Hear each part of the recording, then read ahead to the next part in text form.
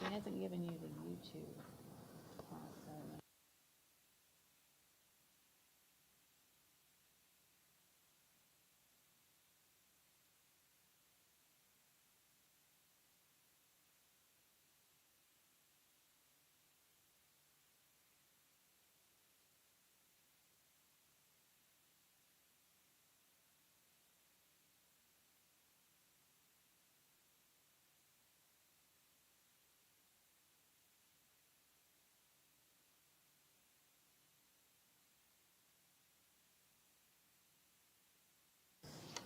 Well, good morning and welcome to this Metro Plan Orlando CAC meeting.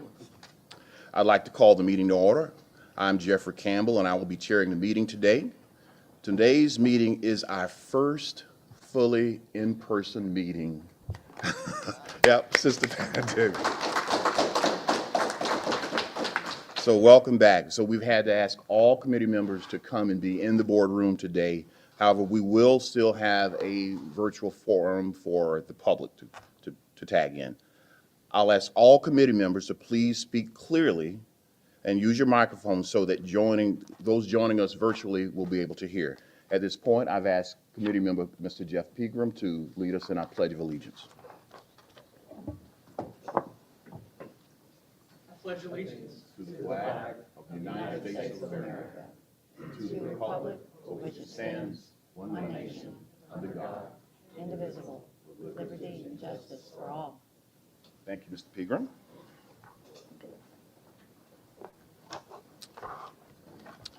We have two public comment points in the meeting. Members of the public who are here in person and want to make a comment should submit a speaker card to Ms. Lisa Smith. Those attending on Zoom who want to speak can use the raise hand feature on Zoom screen. We also accepted comments by email before the meeting. Today, we are welcoming 7 new members to the Community Advisory Committee. 5 are Metro Plan appointees from the recruitment selection process that we had earlier in the year, and 2 are representing local governments. I'd like to ask each of them to briefly introduce themselves so we could properly welcome them to the CAC. We'll start with Mr. Jonathan Belcher. My name is Jonathan Belcher. Can you press your? My name is Jonathan Belcher. I'm currently a UCF student, and I'm just an avid transportation advocate. Thank you. Thank you, Mr. Belcher. And then Mr. Benjamin Bosley. Hi, my name is Benjamin Bosley. I am the lead certified orientation mobility specialist at Lighthouse Center, Florida. And then Mr. Bryant Coleman. My name is Brian Coleman, and I'm here to represent the city of Kissimmee. Okay. Thank you. And then we have Mr. Joseph Colon. My name is Joseph Colon. I'm a former board member of Metro Plan Orlando and an engaged citizen of this county. Okay. And then representing Osceola County, Mr. Daniel Lopez. Good morning, everyone. Daniel Lopez. I go by Danny, if that's easier for you all to remember. As the chair Campbell said, I'm here representing Osceola County government. I work in government relations, sit on many boards in Osceola County, and I'm very proud to be representing my county here at the Metro Plan Community Advisory Committee. Okay. And then Mr. Naki McMullen. Good morning, all. My name is Naki McMullen. I am a passionate advocate for pedestrian, cycling, and transit, and I'm an urban planning student, and I'm glad to give my input as part of this board. Thank you, and nice to meet you all. And Ms. Judy Pizzo. Good morning. Some of you know me from my previous life as a transportation planner for the Florida Department of Transportation. Now I'm a citizen of Seminole County and very passionate about transportation. Thank you for allowing me to be on the board. Excellent, and welcome to all 7 of you again. At our March 9th Metro Plan Orlando board meeting, the board approved the request to amend the 2045 plan, approved the draft Unified Planning Work Program, and accepted the annual Mpo certification report, all of which were before the CAC in February. Most importantly, they approved the recommendation of the 5 new Metro Plan Orlando appointees to the CAC, who are here with us today. Additionally, we heard an update from the mayor regarding the sales tax initiative. And if you're up to date on it, that passed the commission last night and will ultimately be on the November ballot. We had a few questions at the end of our last meeting around that, surrounding that. But I think those things are going to unveil themselves as time goes by. Okay. In addition to that, beyond Orange, Seminole, and Osceola County, the NASA organization launched last night with my cousin going to the space station. Jessica Watkins. So we're, but I think she's going to be there for 6 months. So. Too long for me. Well, with that, I'm going to ask Ms. Mary Ann Holm to do our agenda review. Thank you, Chairman Campbell. Committee members and all of those attending today, both in the room and online, we are happy to be back together in person today. We want everyone to feel comfortable as you participate in our meetings. Masks are optional. If you have a concern, please let me know so that we can address it. Housekeeping wise, I just would ask you to remember that we are here in the room together, but we also have an audience of members of the public who are watching us online. And so you want to be sure that you're visible when you speak and that you're audible when you speak. So your microphone button is there in the center of your screen. Please use it because I have been on the virtual side of some of these meetings, and when the people in the room speak without the microphone, it cannot be heard online.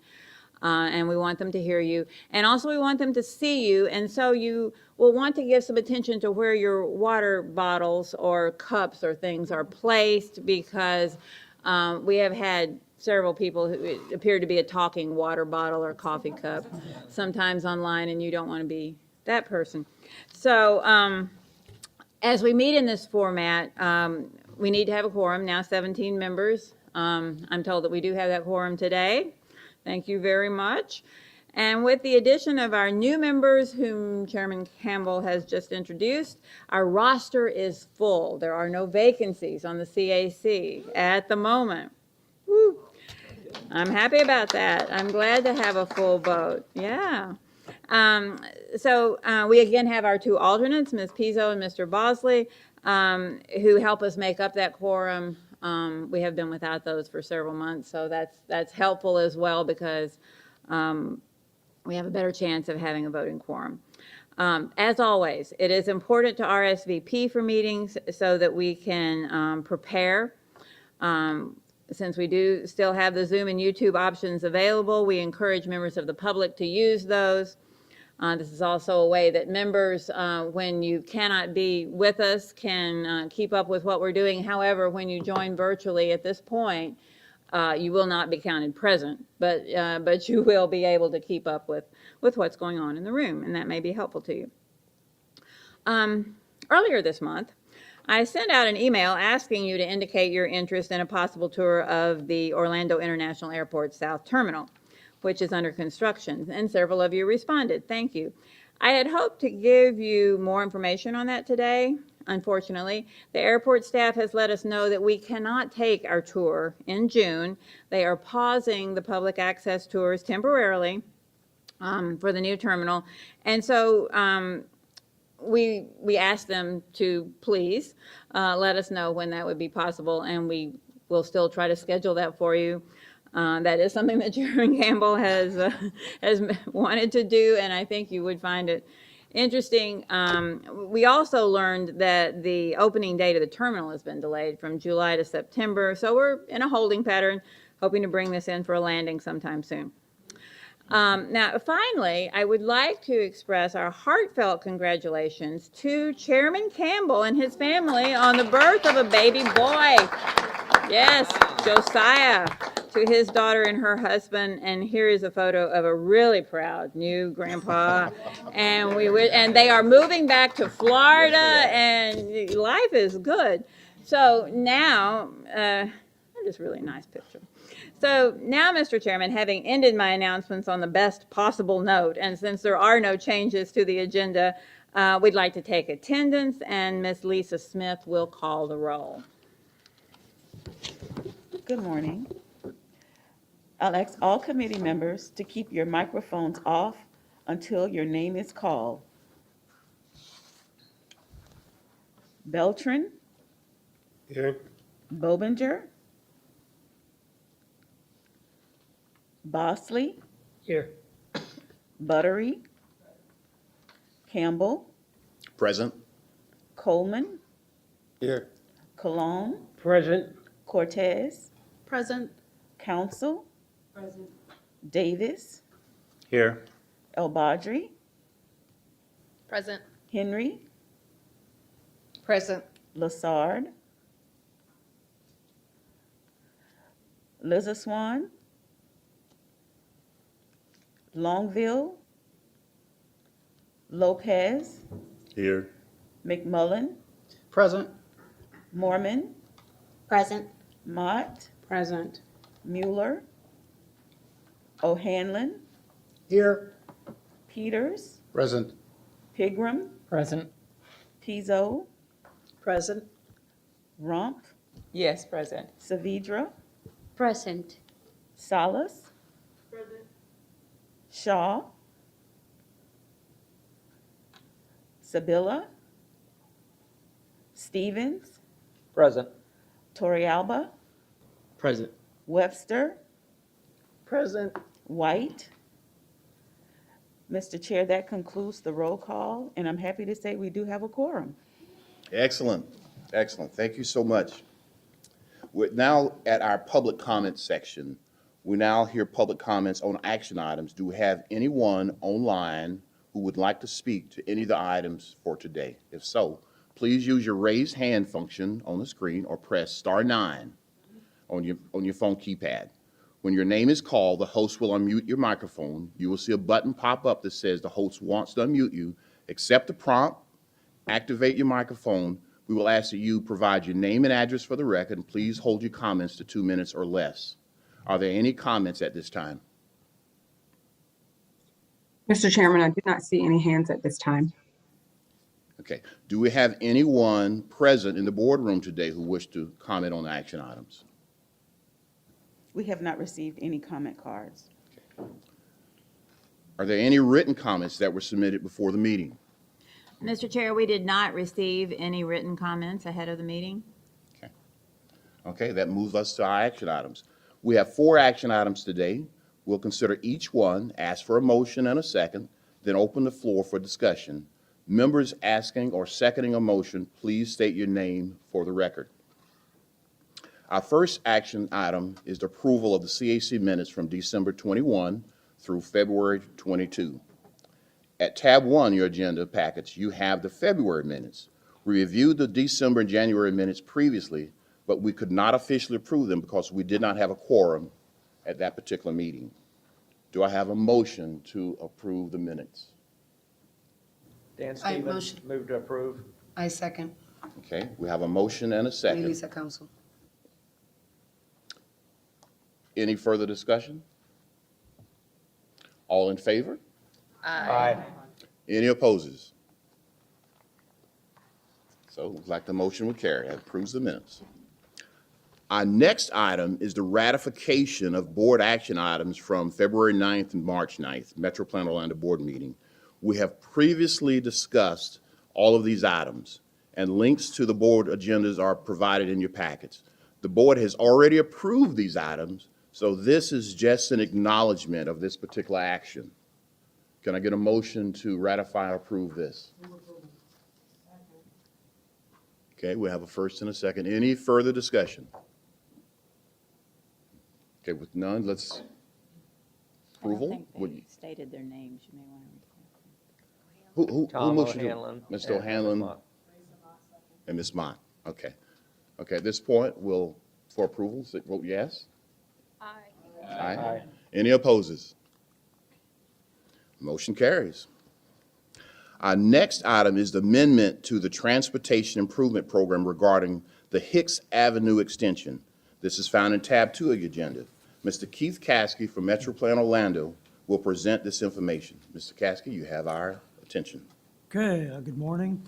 For those of you that are new on this committee, the Transportation Improvement Program is one of the main documents that our agency produces, and the purpose of it is to identify the transportation projects in our region that are actually funded within the next 5 years. And we update the TIP every year, and I'll be doing a preview of the new TIP at your meeting next month, and we'll be going into more details at that point. But the TIP is amended on a pretty regular basis, and the amendment that we have this morning is for the Hicks Avenue Extension Project in Orlando.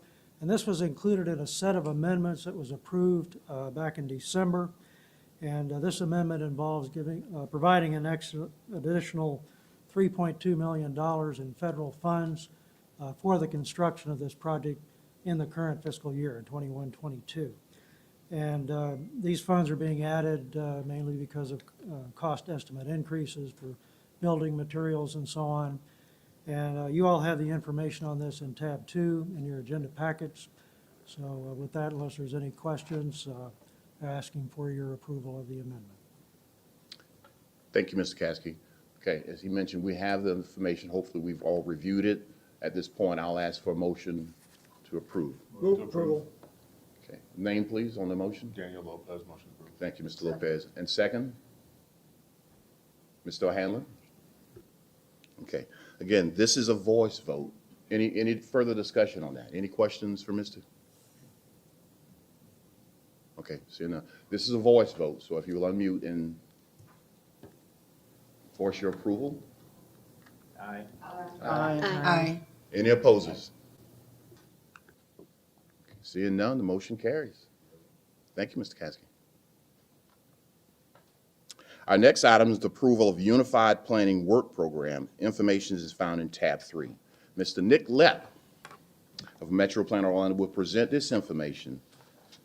There also is a link to this document in your agenda. Please hold your questions to the end. Mr. Lepp, you have our attention. Good morning, thank you. And for some of you new members, our Unified Planning Work Program is actually our budget here at Metro Plan. We develop this every 2 years, so it's a 2-year budget that includes all of the projects and the work that we actually do, and I'll go over that into a little bit more detail in a moment. So the schedule started in January as we started this development as a draft. We came and presented some of those items to you back in February before we submitted it for comments to FHWA and DOT. We received those comments back, and I'll summarize those in a minute. And now we're at this stage right now where we're looking to approve this final budget by May 15th before we start our next fiscal year, July 1. Something new within this plan. So previously, our budget would have 2 different grants. One that came from FHWA, the other one that came from FTA, the Federal Transit Administration. Those have now been combined into what we're calling a consolidated planning grant. For your purposes, it really doesn't affect any of the work we're doing. It actually makes it just easier for us to invoice and monitor what projects we're doing and making sure that they're eligible for those federal funds. As a little example, so previously we would receive $250,000 from FHWA in PL funds, and we'd receive another $150,000 from FTA in a number of different funding codes. Now they're all combined to be one grant, which will be PL funds, one set of rules that we get to follow for eligibility, and one invoicing process for us to do as we submit that to DOT and to FHWA. So makes it a lot easier for us to perform our work and to assist those local governments. As for our budget, largely about the same as we're looking forward to continuing that work that we've been doing over the past 5 years for not only contributing that for the region, but also our local government support planning. We've been trying to streamline this budget. When we first started back in 1920, or back when we first kind of started tracking it, we had 8 sections and 26 different tasks that we were monitoring or budgeting. We started consolidating that down into the last budget where we had 3 sections and 14 tasks. Now we've really condensed that and broken down those silos to be more multimodal and look at things holistically. So now we have 2 sections with 10 tasks as we're looking to complete that work for the region. In those sections, largely our Mpo Organization and Administration. This includes our core tasks, where Keith just mentioned our Transportation Improvement Program, our Metropolitan Transportation Plan, which is that 20-year vision plan that we update every 5 years, data development management for our performance measures, as well as multimodal systems planning, which kind of covers all of the rest of the health, complete streets, and other work that we do. Unique to us, we also have a transportation systems management and operation task, as well as a committee, and our special studies. And those are our kind of one-off studies that we do to help our local governments with other planning exercises that help support the MTP and other transportation in the region. Here's a list of some of the studies that we've identified within the plan that we're going to look to accomplish over the next 2 years. Looking at a lot of modal master plans for the different elements of our MTP, like the TISMO master plan, a bike bed trails, just to get into a little more detail on those needs earlier than taking that big slug as we start updating what I hate to say is the 2050 plan, which is also included within this budget as we're going to be starting to update that MTP. Also included are some public involvement items that we need to update, our core Title VI update, as well as the public participation plan and our public opinion survey. And we want to continue to support that purchase of big data for local government planning efforts and all of our other regional planning efforts. We also have that other section for the Links pass-through. We are partnering with Links more this year through this consolidated planning grant and actually using some of our GPCs as we're doing those transit planning exercises with Links. So we'll be doing some joint projects together through this budget as we're doing that transit planning in the future. So some of the key comments that we received back, most of the federal comments were about the consultant activity, just making sure that we're ensuring that the scopes are reviewed before each task is started for planning consistency and also federal eligibility.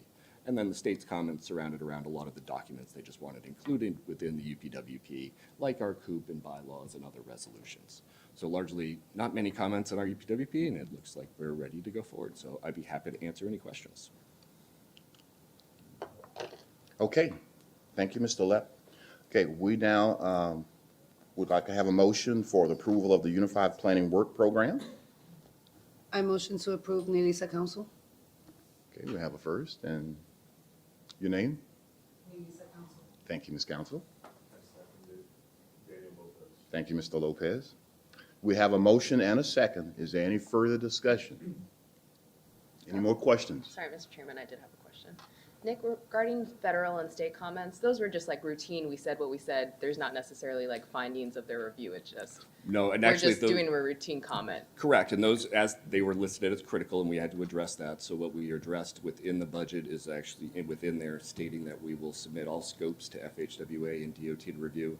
This has been a past practice. Okay. We just had to outline that more specifically within it this time for the budget. So that was the critical comment.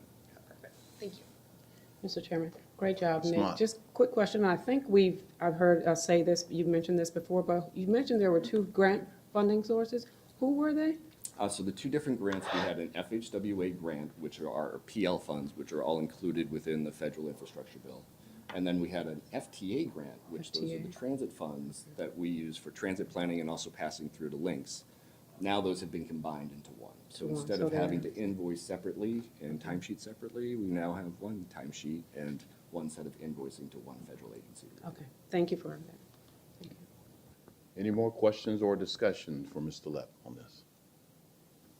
I do have one question. Will we know the outreach activities that they'll be doing with links in the areas? Yes, we will Will we be continue. notified at least to know, see if any of us want to participate in anything that's going on? Absolutely, just like with all of our projects, we will, our communication staff will let you know when we start kicking those off, when they start coming, and when we can start getting some of that engagement in those plans. So, yes. Thank you so much. We all set? Okay, again, this is a voice vote, so all in favor? Aye. Any opposes? Motion carries. Thank you, Mr. Lepp. Okay, that was our final action item. Today we have 2 presentations. We will hold questions until the end of the presentations. Committee members that wish to ask a question, please stand your nameplate up like this so we can see that you're ready to ask a question. But at the end of the presentation, we will present our questions at that point. We have a presentation on the Florida Turnpike study on widening Turnpike in West Orange County from State Road 408 to State Road 50. Mr. Nathan Silva of RS&H Consulting Firm will present the information. Mr. Silva, you have the floor. Thank you, Mr. Chairman. Thank you for allowing us to be here this morning to share some updates on this project. We gave a virtual presentation to this committee about in August of last year as we were preparing for our alternatives public meeting. We've had that meeting, we've gotten some good public feedback, and we're moving towards a final preferred recommendation, and we're anticipating a public hearing to present that recommendation in July. So we wanted to give you an opportunity to brief you on what we'll be presenting at that meeting.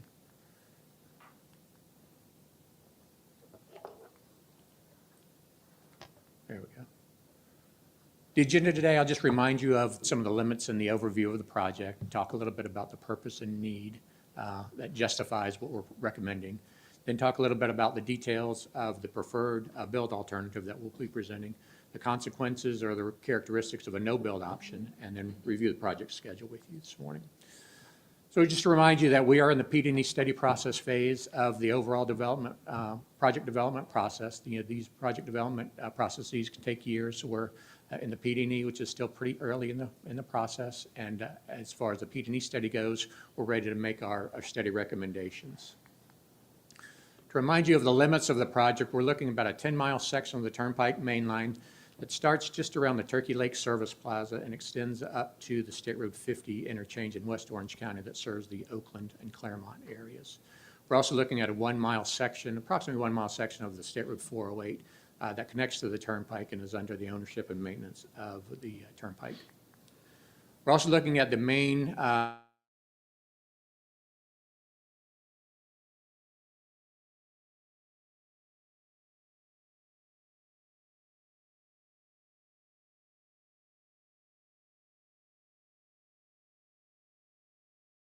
heavily congested and has been for a number of years. So the purpose of this project is to provide capacity, improve the geometrics of this corridor to enhance the safety, provide the necessary capacity to help traffic move through this area at a reasonable travel speed. By doing that, we enhance emergency response times and enhance the events and emergency evacuations. And as you know, whenever there's congested conditions on the roadway, commuters can't get to work, the tourists can't get to their destinations, and freight can't get to its deliveries to our goods and services for our consumers. So congestion is not good for any of these elements. I'm not going to go into the details of the entire corridor, but just want to highlight the segment between the State Road 408 and State Road 429 segment. This is about just under 1.5 miles of the 10-mile corridor. And again, in the morning, traffic coming from the 429, the development that's occurring down in South Orange County with the Horizons West and Winter Garden down there, and up the 429, the Apopka, Coe area. We have severe congested conditions from 429 headed south on the Turnpike towards the 408. And then we have this reverse congestion in the afternoon from the 408 northbound towards the 429. And this congestion is really based on 3 factors. One, there's a tremendous amount of traffic within this corridor. Today, we're looking at about 150,000 vehicles, and our projections for just this 1.5 mile segment, so a little over 250,000 in the future. So we have large traffic volumes. 2 is the amount of interaction between the 429 and the 408 within this short span. 40% or so of the traffic that gets on the Turnpike at the 429 in the morning is going to the 408. Sorry, going from the 429 in the afternoon. Just a heavy traffic volumes, heavy movements between the 2 facilities, and that short weaving distance, that 1.5 miles or so, really challenges the maneuvers, the weaving and the merging. And again, for those of you that have ever driven this section, it's not unusual to see cars stop in a lane trying to merge over, which causes congestion, but also creates a really unsafe condition. So in the PD&E process, as you know, we start with a whole long list of improvement options. We narrow those down, we evaluate them, we do benefit cost analysis, impact analysis, and we've done all that, and now we're moving towards our one preferred alternative that we'll be presenting. As we've got through the study, the project itself kind of divides itself into 3 independent segments because of the unique characteristics of each of those 3 segments, and that's how I'm going to present the recommendation. So starting at the southern end, from about this Turkey Lake Service Plaza to just up to south of the State Road 408, we're recommending a conventional widening concept here. The good news is that the widening of the main line all fits within the existing right-of-way, so we don't need additional right-of-way to accommodate widening. However, we will need some additional off-site areas for stormwater ponds, retentions, et cetera. So what that section is looking like is today there's 4 lanes in each direction. That's an 8-lane typical section, and we're recommending 2 additional lanes in each direction. One of those will be a continuous through lane, and one on the outside will be an auxiliary lane, which helps traffic operations as they're transitioning from the Turkey Lake Service Plaza up towards the 408. That's a fairly short distance, so that extra auxiliary lane will help in those traffic operations. The most critical section of the entire segment, like I've talked about with the need, is about this 1.5 mile segment between 408 and 429. And within this segment, we are recommending a fairly substantial improvement. We will need additional right-of-way to accommodate this widening, and we will need additional right-of-way for some stormwater ponds. So let's take a look at what this section looks like. As I mentioned in the description of the need and the congestion that exists today, we have this high volume of traffic that's moving through the area completely, and we also have this high volume of traffic that's just going between the 408 and 429. So our recommendation for this section is essentially a system within a system. The inside lanes, those 5 lanes in each direction, will serve that longer distance regional traffic. The traffic gets on the Turnpike, South Florida or Kissimmee or I-4 and is going all the way through this area to the Claremont or I-75 area. So that will help that traffic flow smoothly with minimum amount of conflicts with the merging and weaving. On the outside, we're proposing 4 lanes in each direction as collector distributor roads or auxiliary lanes. But those would provide the direct connections between the 408 and the 429.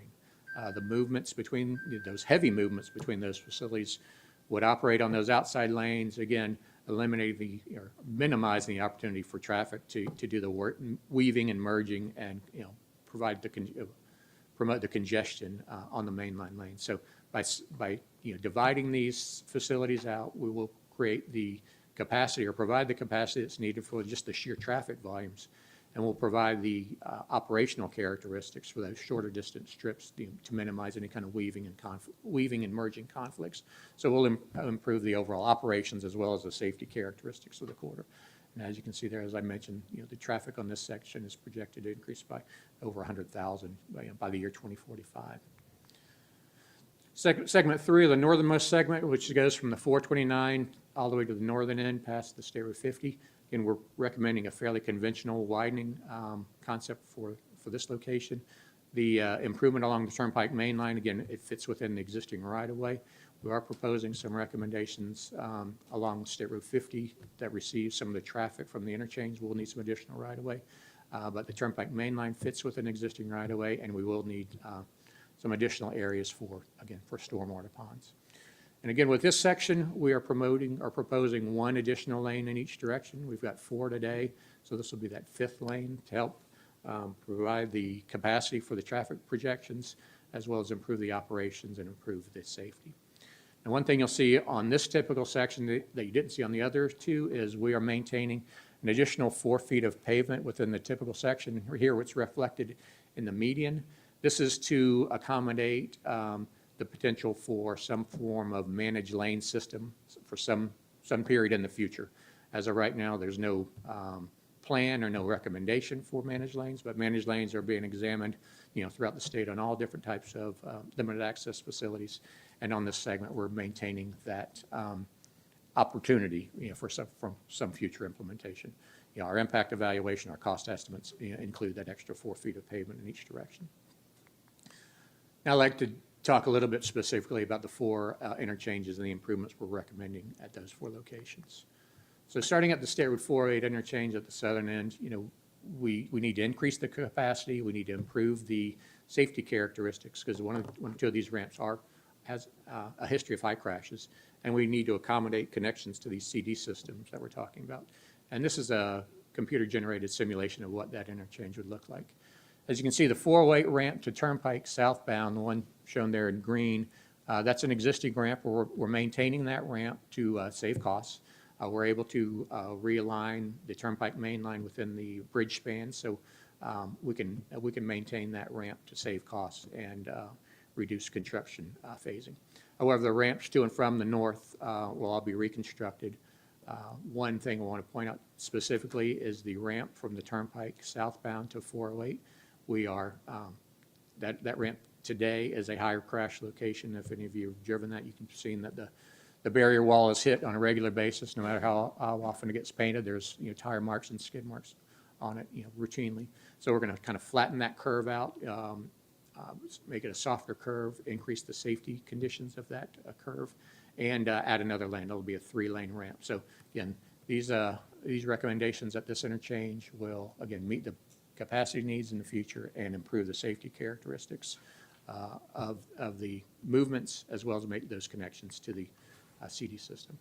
Essentially, we're doing the same thing at the 429 interchange, improving the geometric features of some of the ramps. We'll be replacing one ramp to add the capacity and, again, improve the safety characteristics of that movement from the Turnpike to southbound 429. The other ramp improvements are being made to, again, provide the capacity for these high volumes, as well as connect to the new CD system that would connect traffic to the 408. There's an interchange at State Road 50 that's within the footprint of the 429. If you have ever gone out to the city of Ocoee, it's in the Ocoee area. This is more of an operational improvement and a safety improvement as opposed to capacity. There's been conflicts on State Road 50 where the Turnpike ramp joins State Road 50 in the eastbound direction. The conflict is essentially with the Marshall Farms intersection shown there on the right. We're proposing to make some operational improvements with a new right turn lane along 50, a new actuated signal to control the movements. And this will, like I said, this is an operational improvement, primarily geared towards improving the overall safety of this intersection and the merging of that ramp and the conflicts with the State Road 50 eastbound traffic. As part of this, we'll also be replacing or upgrading the bicycle and pedestrian facilities. Those conditions that are out there today in the eastbound direction, there's a bike lane, sidewalk. We'll at a minimum be replacing those in kind with the reconfiguration of this interchange. So we want to make sure we maintain, safe operations, not just for vehicles, but for bike ped and non-motorized travelers as well. And then finally, the State Road 50 interchange out in the Claremont and the Oakland area. Again, this interchange processes some substantially high volumes, has ever since it was opened. As South Lake County has been developing and the Claremont area has been developing in the last 15 years, traffic volumes on this interchange have just continued to increase. There are no real alternative travel routes for this area other than the Turnpike.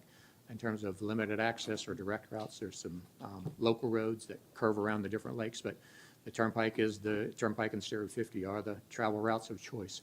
So we're trying to make, the improvements we'll make at this interchange serve that heavy movement that in the northbound exits to continue westbound on State Road 50. And as mentioned before, this will also include some additional improvements to State Road 50 to receive this traffic out to about the Oakland Avenue intersection, which is just off the map here. But again, with the improvements that we're making at the interchange and to State Road 50, we will also, through coordination with District 5, talked about possibly providing a shared use path, some additional enhanced bike ped signing and refuge areas, some additional signing for wrong-way driving, speed control. So this interchange is getting quite a bit of investigation, and we're continuing our coordination with District 5 to make sure that, one, we provide the capacity and improve the operations, but also, provide safe conditions for, again, all travel modes. Talked a lot about the geometry improvements, but we're also, as part of the P&E process, we also look at all of the environmental factors, natural, physical, social, cultural. That all is being evaluated and documented and will be presented at the public hearing. The no-bill alternative, as we've talked about with several coordination meetings with cities and the department, traffic congestion is going to continue to increase. This photo is taken on that section between 408 and 429 just last week. Volumes will continue to grow. Congestion will continue to intensify. Safety conditions will continue to deteriorate with the no-bill condition, and really, no-bill is really not an option and does not meet our purpose and need for the project. Just as a summary, the build alternatives that we're recommending will improve the capacity. They'll reduce congestion and delay. They'll improve the safety characteristics of the corridor, and they really meet all of the criteria of our purpose and need. In addition to making presentations to the various MPO committees, we presented to the TISMO and TAC last week. We'll be presenting to the MAC in a couple weeks, and then ultimately to the board. We've also been making the rounds with the cities in Orange County that are within our area. We've already met with the town of Oakland and Winter Garden. We've got meetings scheduled with the city of Ocoee in Orange County, and we're continuing our coordination with the Central Florida Expressway Authority and DOT throughout the process. Just a high-level schedule. We started this study back in August of 2019. I had a kickoff meeting. Like I said, we did a presentation to this committee last August as we went to our alternatives meeting. Now we will have our formal public hearing tentatively scheduled for July 19th. I think we'll hit that date, and then we'll finalize the study by the end of the year as we get feedback and comments from the public. So with that, I'd be happy to answer any questions or address any concerns. Okay, thank you, Mr. Silva. With regard to the study, how close does the 10-mile stretch take us to the next county line? The Lake County line is just past the 50 interchange as you get into the, it's, the Lake County line is right there.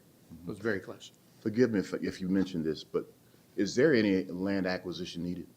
Yes. For the study? Yep. Did you mention that? I did.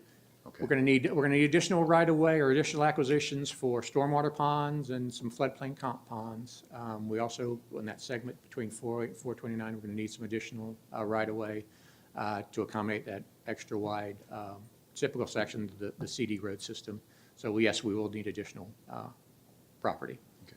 Maybe another committee member can help me. Recently, I've seen in the news, and I can't name the township, that had some concerns about approaching changes that was coming their way.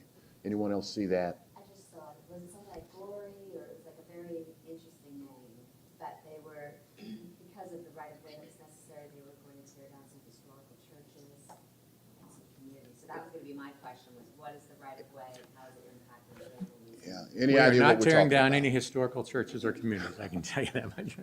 Okay, but I think it was in a different county. That's why I asked that, so, Yeah. okay. Well, on major, construction projects like this, more often than not, additional right-of-way is required.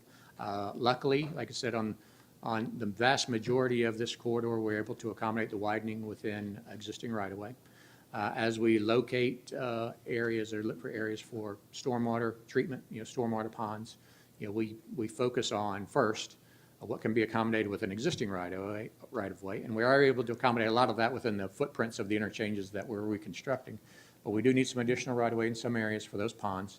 And again, the criteria is, you look for vacant land first, and then, kind of go up the path, trying to do everything we can to, not displace any residents or communities. Okay, we've got some questions for you. If I may, Mr. Chair, I'm told that the situation that you're likely remembering is Royal, Florida, That's the which name is of it. in Marion County, Okay. not a part of this. Quite a bit north. Okay. All right. Mr. Davis, you were first. Thank you, Chairman.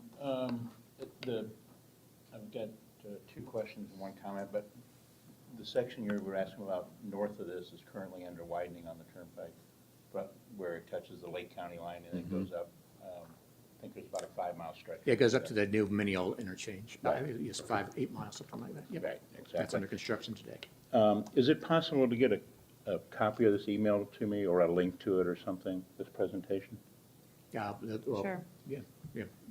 Okay. MPO has it, sure.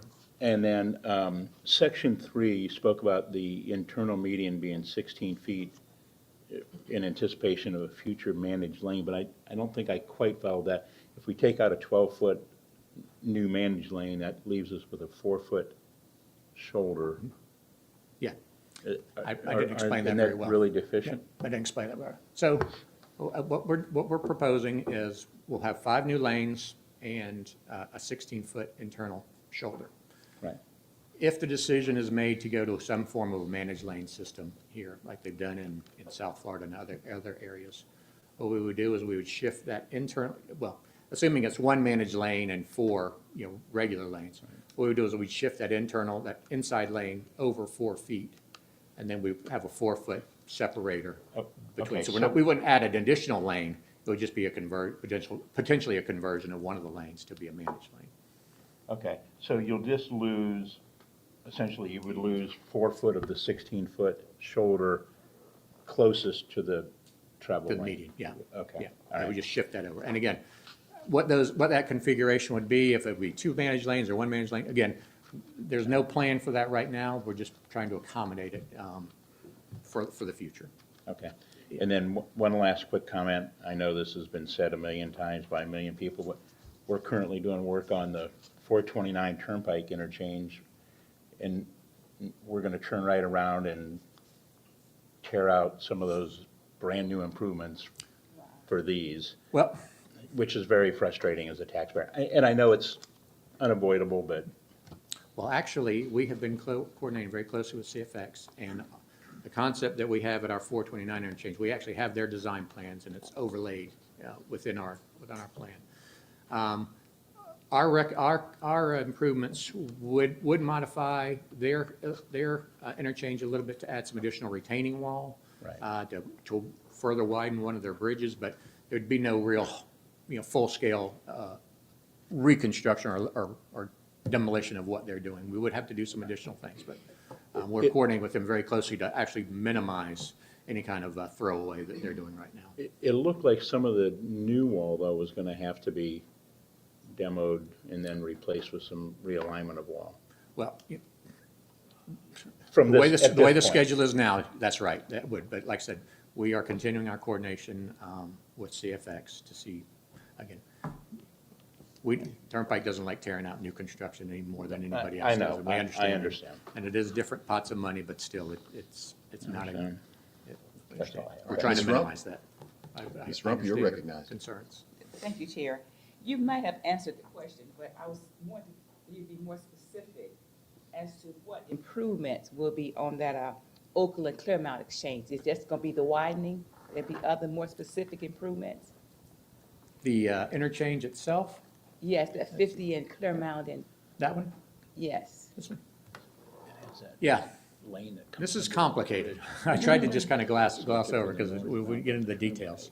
See how you come off. The big movement in the afternoon today is that northbound exit to turn left on 50 and head on, to continue on to Claremont. Yes. One of the things that we're going to have to do in terms of this interchange, regardless of the interchange we select, we've got to do some reconstruction of the Turnpike Mainline to enhance some of the conditions along the mainline itself. Okay. So as part of that reconstruction, this concept, we would, today there's a 3-lane exit that turns left onto 50 to Claremont. With this concept, we're taking that intersection that's on the right side of the Turnpike now and bringing it under the Turnpike as part of the reconstruction, which is going to be happening anyway, and bringing it over to a new signalized intersection on the left side. So we're doing a couple things, and we will add an additional lane, or proposing to add additional lanes, so that 3-lane stay will be 4 lanes. But we also were extending that storage area so that we can get that stopped traffic off the Turnpike main line, so people aren't having those rear-end collisions or having those bad accidents. So we're doing a couple different things there, and then west of the intersection, we're widening 50 a little bit to accommodate receiving that new lane, but we will eventually taper that back about just past the Oakland Avenue intersection back to existing. So we're doing quite a bit. Yeah. Thank you. Thank Okay. you. And like I said, we're still doing quite a bit of close coordination with DOT District 5, who's responsible for 50 itself, to try to come to an amicable solution for everybody. But this is a big one. This is a challenging, complex intersection. All set. And like I Okay, said, we evaluated multiple alternatives. We presented those last time and at the public meeting. This is the one. This is the one that came up as the most preferred. And Ms. Mott? Thank you, Mr. Chairman.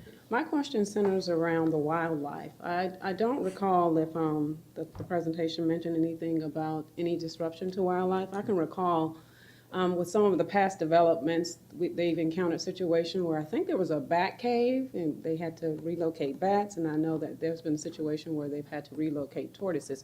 So my question is specifically, is there any disruption to wildlife? And if yes, What are they, and what is the solution for, or the strategy entailed to address that issue? Yep, and as part of, let's see, this slide, this, again, without getting into the details, because we want to keep this presentation short, but happy to answer questions. Thank you.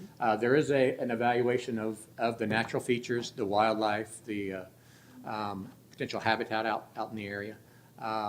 We will be doing, or having coordination with the different permitting agencies, the water management districts, the other agencies that permit natural impacts to both wetlands and wildlife habitat.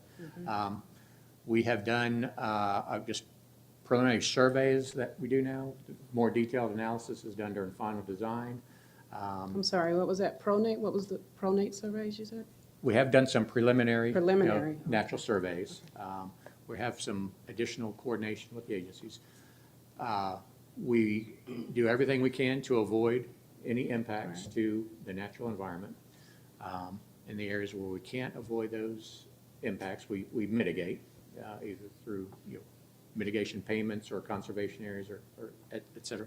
I can't tell you how many, and again, since most of our improvements are within existing right-of-way, it's not like we're going through a new alignment through a pasture or forest or woods. So there's very little natural environment within the right-of-way itself, but we are trying to avoid that.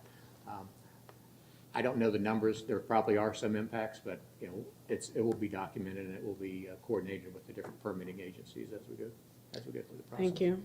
Okay. Mr. McMullen. Thank you, Chair. My question is, in the presentation, the traffic volumes referenced were from 2019, prior to the pandemic. I was wondering if you had more recent traffic volumes to show if traffic volumes have declined after the pandemic happened or such. The Turnpike continuously monitors traffic. When we start a study, we say, okay, this is our baseline traffic that we're going to project and carry out through the study, just because we can't, just the process of updating it every time. Anecdotally, I can tell you that the Turnpike has reported that traffic volumes are approaching what they were prior to the pandemic. I can't quote the numbers themselves. I don't know if they're posted anywhere, but what we are doing is looking at improvements for the future, and the traffic forecasted for 2045, which is our horizon year, is based on the approved Metro Plan model, traffic forecasting model with all the different criteria that are in there. So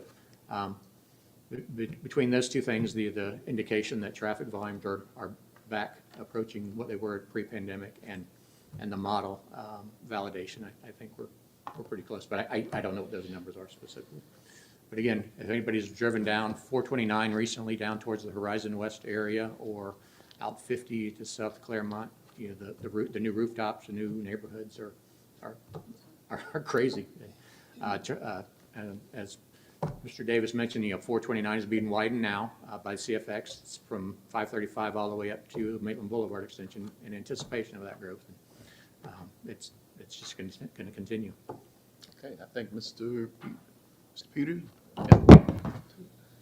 Night is a good presentation and very informative for such a complex improvement.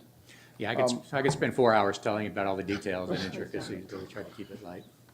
Which brings the question, the July 19th public hearing, what's the location? We've been very lucky. We've had a kickoff meeting and our alternatives meeting at the Ocoee Lakeshore Center, right next to the Ocoee City Hall. That's where it will be. Okay, thanks. Good. And it will be a hybrid meeting, so we'll have a virtual, you can log in on virtually or in person as well. Ms. Pizzo. Thank you, Mr. Chairman. Good presentation. Mine might be more of a comment question, and you can sort it out, I suppose. As we know, build it, they will come. Your traffic study, did it differentiate between what was local traffic and what was through traffic? I noticed in the design that you're seemingly accommodating the two, and that, of course, proves that we do need alternative transportation in the area. We did do that analysis for that 408 to 429 section. What was the longer distance regional trip, because we really needed to get a good handle on just how much was going back and forth between 408 and 429. So we did do that for that section. We didn't do it for the whole corridor, because everything else was more of a conventional widening. But we did do it for 408 to 429. Okay, and just my last part on the question is the capacity. You did it just at the peak hours, and you're demonstrating that it's increasingly reaching its maximum capacity. What was it like off-peak? Thank you. I don't know. It was really good in the off-peak hour. I couldn't tell you that off the top of my head, but yeah, as you know, we plan and design and develop for those peak periods, and we used to be called the peak hour, but now it's the peak period because that peak period is an hour and 2 hours and 3 hours, especially on some of these more congested areas. That is something that we've been talking with the District 5 about the State Road 50 interchange about, what are those conditions in the off-peak periods when the roadways aren't congested. There's concerns about, what if people drive really fast because they're having all this asphalt, and is it unsafe for pedestrians? So we are maintaining and continuing that coordination, specifically, where our interchanges connect with the local roads. But on the Turnpike Mainline, we haven't really gotten into the details of the off-peak conditions there. It's purely been focused on peak period travel. We're rounding the curve here. Let's see. Ms. Savita, you've been holding the longest here. Why don't you go ahead and... So I have a comment and then a question. So in regards to the 429 interchange into Turnpike, going into 408 and then coming back, from when I take it, once you enter Turnpike from 429, the lane that you enter in is immediately the one that goes into 408. So I'm just wondering, what are the effectiveness? Because I know from once you leave the airport with the new interchange from 528, you now have signals on the ground that tell you whether you're going west or east.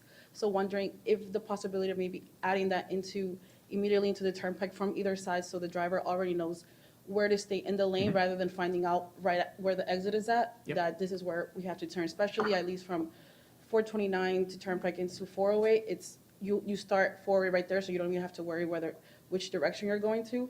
Unlike maybe the other side, where you might need, whether you're going towards Ocala or to Tampa for 420, well, not Tampa, to the last exit of it. But so that was just a suggestion, possibly marking something already on the lanes themselves, so the driver in advance knows where they're going rather than at the end. And the other question I had was in regards to the slide about no cost, if you don't plan anything. The no build. Yeah. No build that one. Where it says disadvantages talks about doesn't accommodate for economic development or future growth. So in regards to other multimodal plans happening in the region, with the cost of not building this, how could that maybe benefit other multimodal plans to decrease the number you gave of 100,000 cars that will join this road in 2045? Okay. So. Well, first of all, in terms of pavement markings, like you mentioned, as part of this effort, we'll be doing a fairly detailed master signing plan and pavement marking sign, because again, this segment between 408 with the CD roads and the new connections, we want to make sure that works and we have adequate signing.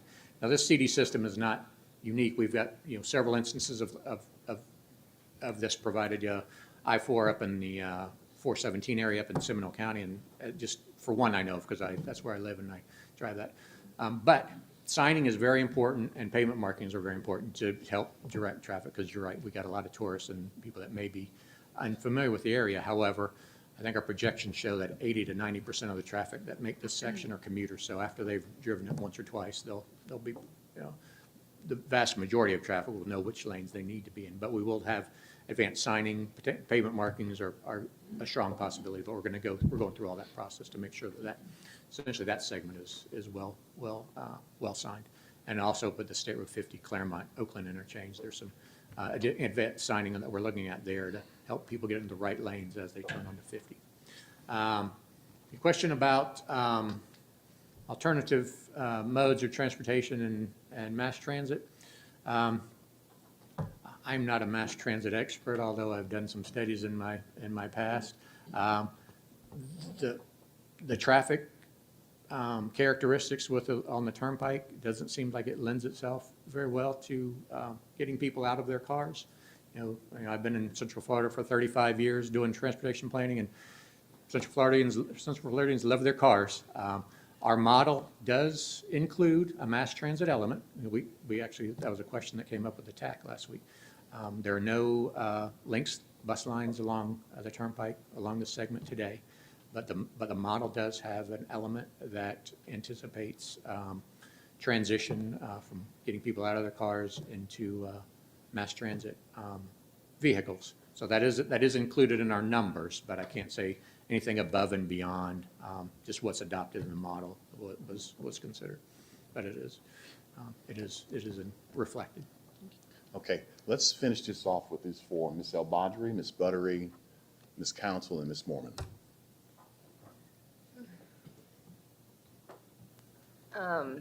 Mr. Silva, thank you. I think your presentation was fantastic. I think as a consultant, you're doing the best you can. I just want to say, this is probably the most disappointing project I've seen in the, I don't know how many years I've been at MetroPlan. And it's not necessarily because of transportation. This is like consequences of really bad land use and just poor decisions by our local municipalities. Mr. Silva hit the nail on the head. I think this is issues of housing affordability, NIMBYs. In my backyard, people don't want to see density. And so people are going where they can afford. And this is literally the consequences of it. Mr. Silva, I don't know if you mentioned it, but is there a ballpark cost of what these improvements are going to be? Yes. I did not mention it, but it's in the several $100 million range, up, between $500 to $800 million for the whole project as presented. It's a big number. And as you guys know, I'm sure y'all have been briefed on the rising costs of construction, both materials and labor and things like that. So it's going to be a very expensive project. Yeah, so one of the visuals I like for us to think about is, imagine going to a football field, imagine sitting on the 50-yard line, imagine how much space is between you and the end zones. That's what's about to plow through Central Florida with this roadway. That is how large this expansion is going to be. This is how big this widening is about to happen. And it's because we are forcing people to drive until they qualify for housing. This is insane.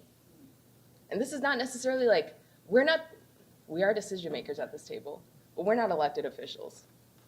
So y'all take this back to your people. This is really crazy. This is terrible.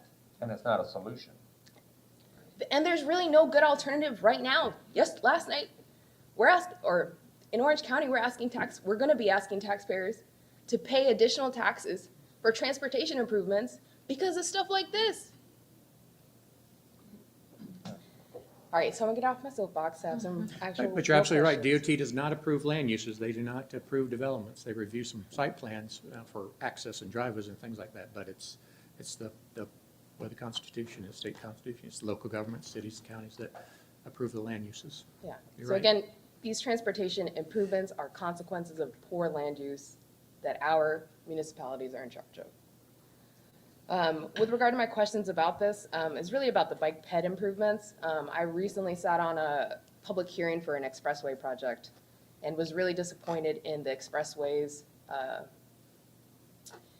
suggestions or recommendations and probably what they're going to move forward with regard to the bike ped improvements. There were no bike ped facilities, and so their improvement was to add a 7-foot, not separated, literally just a 7-foot lane alongside 45-mile-an-hour traffic. In your presentation, you said that the bike ped improvements that are part of this plan would be consistent with existing conditions. My concern with that is that the current conditions are congested traffic, which tends to move slower. Your plan is to move traffic at a higher volume and a higher speed. What I'd like to see is better improvements, better considerations for bike ped users who are more vulnerable users.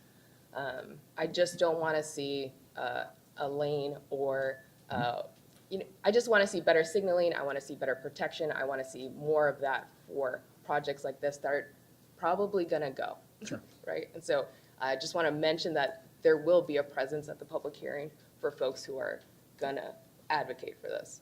And that's one of the challenges with trying to generalize this massive project, because we are treating bicycle and pedestrians differently at a couple different locations.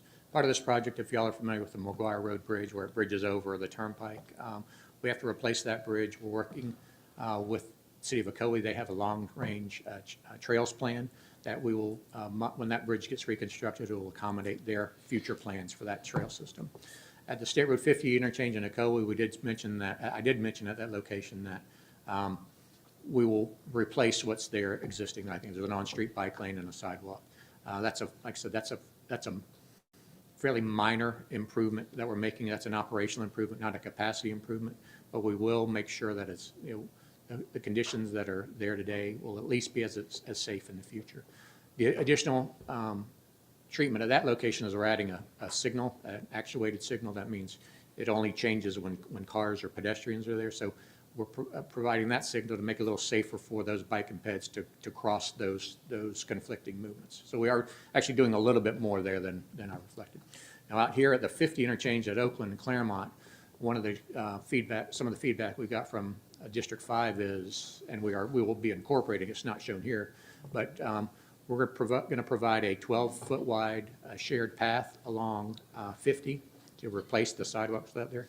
That will go at least as far to the Oakland Avenue to tie into the West Orange trailhead that's just off the map, as well as go through the interchange and then eventually tie back to existing, depending on, we haven't defined where that existing will tie back in. But also the signals that you'll see here are also being installed to make sure that pedestrians can safely either cross the ramps or cross the intersections. Those will be have ped actuation so that that the pedestrians will have that extra time to cross. So we are, District 5, the DOT as a whole, with their zero target of zero fatalities, we are implementing some additional safety characteristics. I kind of glossed over that in the presentation, but we're very aware of it, and it's high on the Turnpike's, all the districts' priority lists. But thanks for that comment. Thank you, Mr. Silva. Ms. Buttery. Thanks, Chair. Thanks for your presentation today as well. Just want to know the discrepancy in the peak times dropping, or from 52% in the morning to 29%. There's a 23% discrepancy. Why isn't almost the same with the improvement that's going to cost $100 million? To only get 29% more efficiency in the PM, that seems like a lot. 18 lanes is huge to me. I'm from California and I don't live there because the traffic is terrible, and I understand we have to widen because more people can't afford to live in Orlando, like Sarah mentioned earlier. But again, I said it with the ultimate Beyond 4 project and beyond, that your study for till 2045 and only saying it's only going to be 100,000 more people using the roads, that's a 23-year period. And I don't agree with that. I think it's going to be a lot more because so many more people are having to move out of Orlando to afford housing. So I think that needs to be addressed. You think just to confirm, you think our traffic projections for 2045 are too low? Yes. Okay. I think, yes. Okay. And then I just explained that discrepancy to me with the AM dropping 52%, but then the PM only dropping 29%. Are people finding another way home? Or that last slide about the congestion relief slide. Yeah. Yeah, there we go. Okay. This one.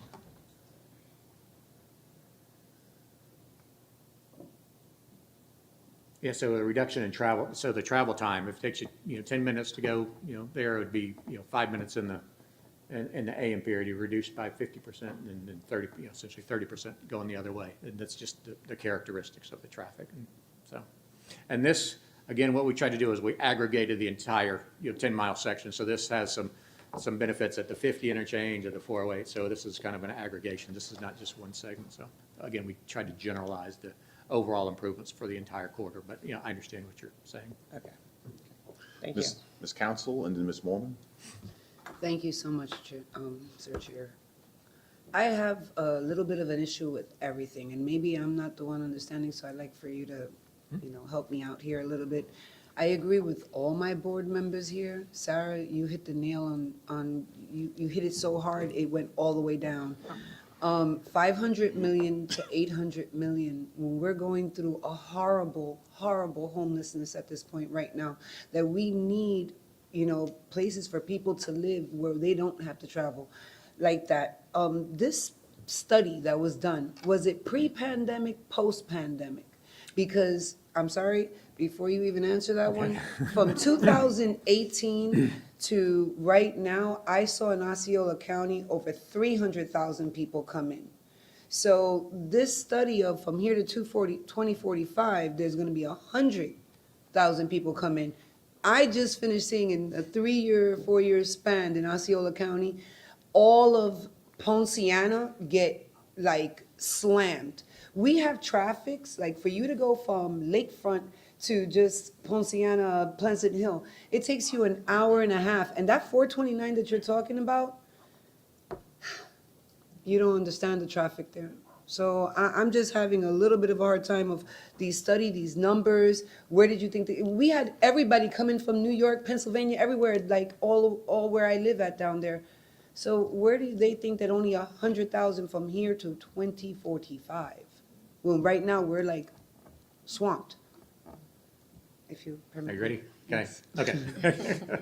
Well, first of all, that's not 100,000 people. That's not an increase of 100,000 people. That's an increase of over 100,000 vehicle trips on that segment. I mean, you read the newspaper, 1,000 people a day are moving to Florida, Exactly. and most of those people are moving to Central Florida. So it is unprecedented.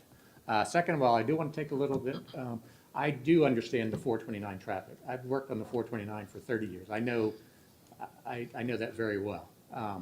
And I understand what's going on. I was around in the early 90s when Orange County started the Horizon West Vision Plan and what was coming. So I know 429 very well and the traffic that's going.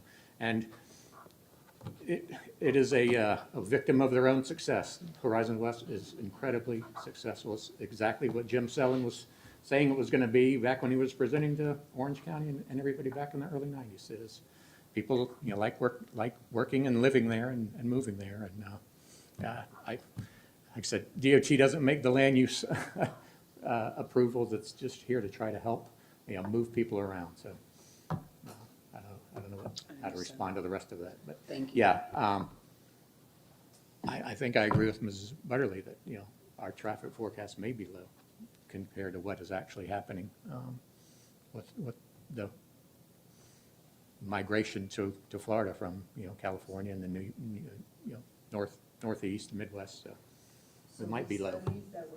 And our study was started in August of 2019. We started, you know, summer of 2019. Okay, I think we've got the feelings, concerns, the sentiment of the committee. Let's wrap this up because Ms. Mormon and Mr. Pegram. So first, thank you for the presentation. I completely agree but I'm going to concede to that. The growth that you've seen in Osceola County is the same growth that's taking place in that southwest Orlando area. So the Oakland, they're going out to Mineola, they're going out to Groveland, they're going past Groveland. So that is going to continue, according to what Sarah was saying, is because it's the value. You know, so we're getting the people from the Northeast that want to save money and they can't do it in Orlando, so they're going out there. So I'm glad to see that the highway is being addressed. My concern is just time frame. It's also right of way, which we discussed. So I'm hoping to be aware of when those conversations are taking place for how we're displacing our residents and our businesses. But time frame. The study started in August 2019 and scheduled to end 3 years later at the fourth quarter 2022. What's the time frame for actually constructing this road? How is it going to impact the current drivers? Because the 1,000 people that are moving here every week to Central Florida are going out to Point Siena and are going out to Western Orange. So how are we going to have a 10-year plan or a 15-year plan? Well, one of the things we're working on internally as part of this study is how to break this massive project up into constructible pieces. Where can we get the most benefit for you know, if it's built in segments? As of right, so we're going through that process. As of right now, there's no funding in the work program for anything beyond the PD&E study. So my colleague from the Turnpike will talk about, you know, Yes, funding. My name is Henry Pinzon. I am the environmental management engineer for the Turnpike. And you're right, I mean, this is a priority for us, for the Turnpike. We need to identify how much it's going to cost and all that. So that's why the team is focusing on developing cost estimates and then see how we can break the project in constructible pieces. And then we're going to the plan is to add it into the work program. Are they looking at using some of those emergency funds that the government was sending to Orlando last year or this year? Right now, this is a toll facility, so it's going to be constructed with the toll funds. Thank you. Okay, we will take this message back, but we have to stop this presentation. Mr. Piedmont, go ahead, and then Ms. Webster, but we gotta shut this down. I will try to bullet point this as much as I can to be concise. All right, number one, thank you for coming back and presenting to us. Last year, we gave you a lot of critical feedback about this project, and I think there's some instances where entities want to avoid us after that to avoid the friction. They'd rather just have the friction in the public meetings than deal with it here as a prep for the public meetings. So thank you for coming in presenting to us again. Following up on the very first comment, could you go to the westernmost section?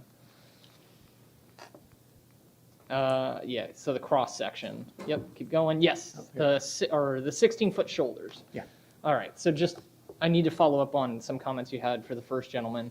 Future state, we would use auxiliary lanes, whether it's a single lane or 2 lanes, whatever. We would be conceding there would be no left shoulder anymore in the future. No. The 12-foot shoulder would remain. We would just take 4 feet of that, move it over. So we'd be giving up a general use lane Yeah, to we would become just, an auxiliary one of the lane. general use lanes Okay. would shift over, the inside general use would shift over 4 feet and would become that managed lane, So- or 2, depending on how, what the plan is. But yeah, you'd still maintain a full 12-foot shoulder. Okay, I guess I'm confused then, because if I'm thinking of the I-4 express lanes where that express auxiliary lane is in the center median, there is no 12-foot shoulder for the general use lanes now because that express lane is in the middle. Right? That's Yeah. what we're talking about, converting the middle, not This converting is the different outside. from what we have on I-4 in Central Florida. This would be, what we were talking about here would be more similar to what the I-95 express lanes are down in like the Miami area. Right, so Where it's- they have and I think they did do a much narrower shoulder down there because they were trying to retrofit and maintain the existing footprint that they had. What we're trying to do is set this up so that no matter what, we will always have that full 12-foot inside shoulder. Okay, for general use. Yeah, for anyway, the 4-foot buffer that would be implemented between the managed lane and the general use lane or general toll lanes would have those, would theoretically have those rubber delineators that, that bend over. So they would, the inside shoulder would essentially be available for all lanes, but it would be maintained for safety. Okay, I guess I'm not getting that geometry, because the reason I bring this up is because the 18-lane section, and we brought this up in our August meeting, there's 8 12-foot lanes of shoulder. Yeah, no, the 12-foot lanes where we have a concrete, where is it?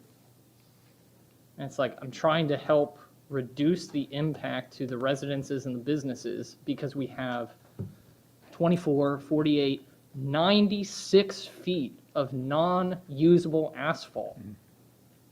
Well, that we now have to acquire more land to treat that asphalt, even though it's not providing an actual use during that peak hour, except for in an emergency condition. And that's where, if we're applying the methodology in South Florida, it's congested, we don't need it, we're not going to acquire the right-of-way.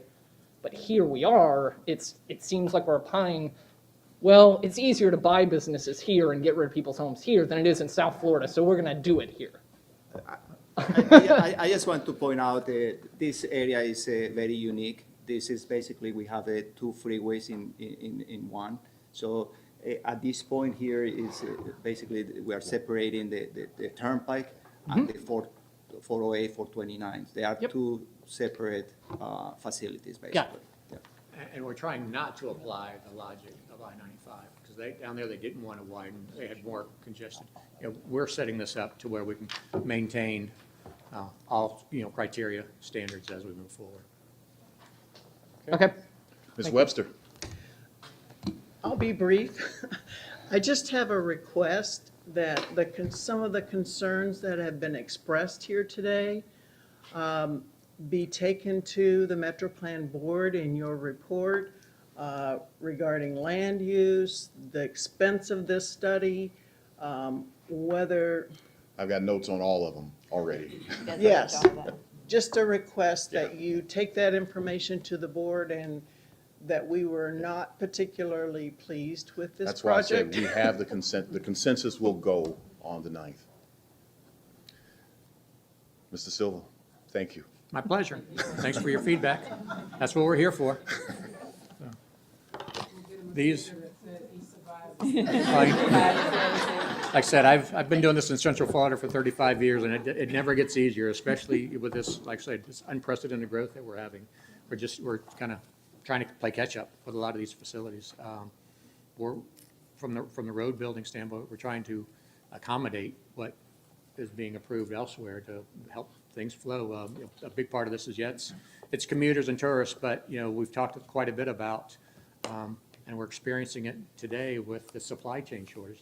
Trucks stuck in traffic for hours on end is not good for anybody. So it's a whole, everything is interrelated. People need to get to work, the trucks need to get to the stores, the tourists need to get, we're just trying to, make something work for everybody. And Thank you again. And it can't be done without paying. So, okay. Thank you very much. Right. And the school bus. All right. Okay. Next, we have a presentation on Metro Plan Orlando's Tracking the Trends report from Mr. Alex Trager of Metro Plan Orlando staff. You have our attention. Left of it, right? Well, good morning, everyone. It's great to see everyone again face to face. It's been a while. My name is Alex Trager. I'm our manager of transportation planning. For those of you who is the first time I'm meeting you, this is Tracking the Trends of the publication, a long-standing publication Metro Plan Orlando has been producing for probably almost 20 years now. Historically, it's been a paper document, made in Word, converted to PDF, published online, put on a shelf. Who read it, we shall see.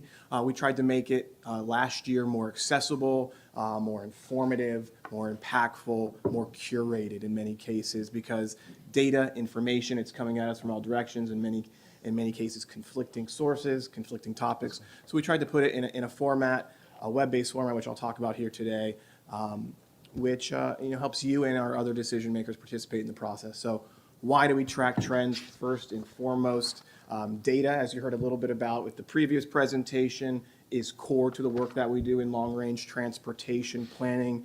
It provides context to the work that we do. It helps us kind of sharpen some of our planning tools. We talked about some of the planning tools earlier. But it also allows us to kind of reflect on our investments. How are we doing? How are we accomplishing our goals and objectives? So we're using it on the front end of the planning process, in the midst of the planning process as we're designing, and then post-investment, how are we doing? Reflecting, monitoring, and reporting, and that's essential and required by federal law under the performance-based planning process. A lot of considerations as we are developing a data-informed plan. Data comes in all shapes and sizes and formats and resolutions. It's a mess, to be honest with you, and that's why there's a big industry of data analytics and statistics, and we're hiring one of those now. So if you know anyone, transportation background, kind of who I'm filling in for today, with an analytics GIS background, this is ripe for them. But again, it's piecing it all together. We get information from fiscal year, calendar year, last year, this year, 3 years. We have to put it together to tell a story, to make sense of it, and that's what Tracking the Trends is all about. A couple years ago, we reformatted the publication, and it's broken into 4 sections. Area profile is just that. It looks at who we are as a community, who we've been, who we're going to become. The asset inventory looks at our regional multimodal infrastructure and some statistics and indicators about that infrastructure. And then the last 2 sections, the system's performance report and the regional objectives and targets, looks at our established performance indicators that are adopted as part of our 2045 plan and our congestion management process. And it explores those for annual monitoring. How are we doing? And again, it's based on data availability and our availability to analyze that But again, last year, we took this to an online publication, and it's found with all of our other maps and tools on the Metro Plan Orlando webpage. You can check out tracking the trends there, or go to the short link, metroplanorlando.org/trends. As you can see in the bottom right-hand corner of this slide, we're covering a lot of ground. Pun intended here. We have a large study area, a robust transportation system, and it's only growing, as we learned about earlier today. But again, tracking the trends, 20 interactive maps, something that we talk about often in planning, especially in our region or a large area. We often joke about, we're the size of Delaware, but all jokes aside, that's hard to visualize our transportation system to make it meaningful and resonate to local, to what's happening in Point Siena, what's happening in Kissimmee, what's happening in Sanford when you're always zoomed out at a 3-county level. So the dynamic interactive maps that are in here will allow you to have that regional perspective, but also zoom into your neighborhood so you can kind of see how federal and state investment and impacts your local community. So before I dive into a couple of the topics, we talked about some of what today, this is another one of Metro Plan Orlando's living and breathing publications. You're going to hear from staff throughout the year. Again, as data and information comes available, as those trends can be tracked, we'll come and report on that. But I have a couple highlights I can say that we have for this first quarter of the year based on the information that's been released. We'll likely be coming back kind of October, kind of fall, where we have a massive, or the probably more significant update. A lot of the data and information sources come out kind of in the summertime, so we'll be analyzing that over the next coming months and coming back to you later this year. So we talked a little bit about growth, and you've probably heard it in the news. We probably hear it every day, depending who you're talking to. We are a growing region. The state is a growing state. This is not the case for many other areas. Depending who you talk to, we're looking at 1,000+ people coming to our 3-county area on a daily basis.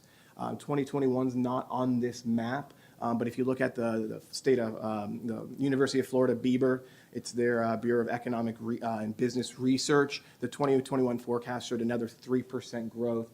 That's another little over 50,000 people. So again, 1,000 people a week are kind of coming into this region, calling Central Florida home, whatever their migration type, whether kind of coming, whether it's in migration from other countries or just being born here. We're also seeing that as a compounding factor as it relates to population. So we saw a little dip. We've talked about that in some of our scenario plans as part of our 2045 plan. But what I can say is, as we look at our future forecasts and we look at the population growth that's happening year to year, these are aligning with the forecast that we adopted as part of our 2045 plan and the land uses that are incorporated into the models that produce a lot of the traffic forecasts. So we're accounting for these million new people coming to our region over the next 20 years. So a little context there.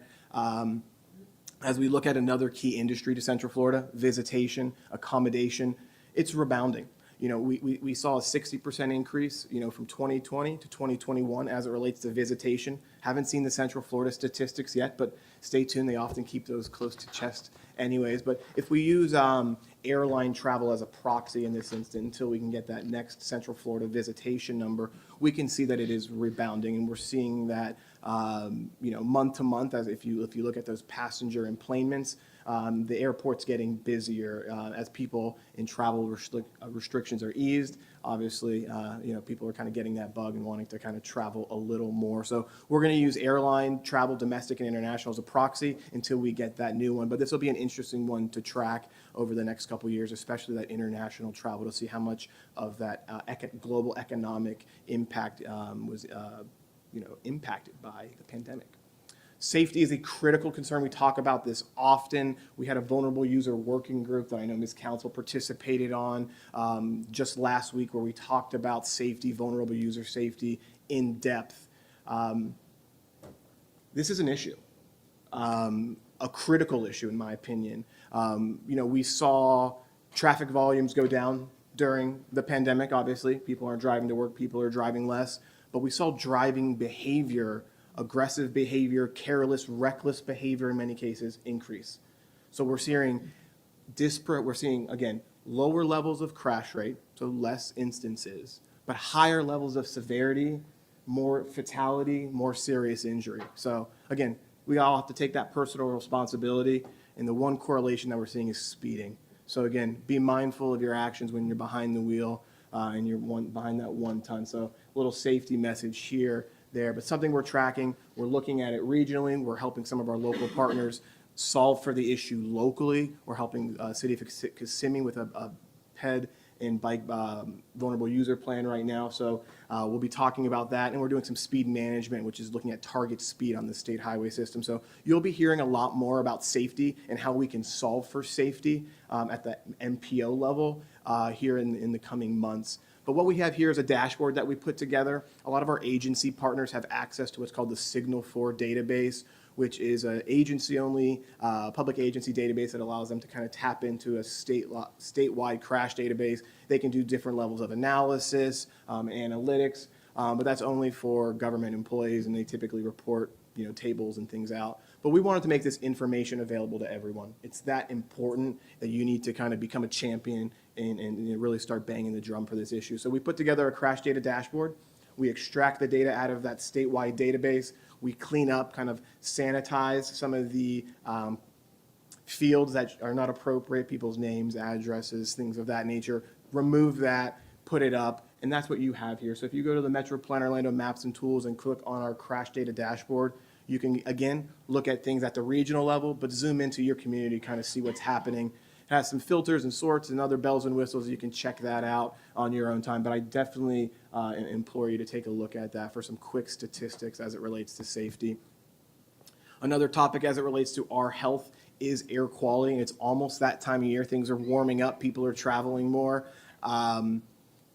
It's air quality season, so you're going to be hearing a little bit more about this over the next couple of months from one of my colleagues, Sarah Larson. She'll be coming to present about our Metro Plan Orlando's air quality monitoring. Good in most cases, but we've had some instances of moderate challenge. We are an ozone challenged area in most cases. We don't have a lot of factories producing particulate matter and carbon dioxide. So we have volatile organic compounds and nitrous dioxide, which are produced in most cases by the combustion of fuel. So as you can see, transportation has a direct impact on air quality. We're doing a study right now. Again, Sarah Larson will be coming and presenting more on our air quality contingency planning as well as our monthly air quality reporting in your coming months. And I actually believe you have our first monitoring report of the year in your information items for acknowledgement. So check that out, but a lot more to come. And now's the time of year that we really keep an extra vigilant eye on these.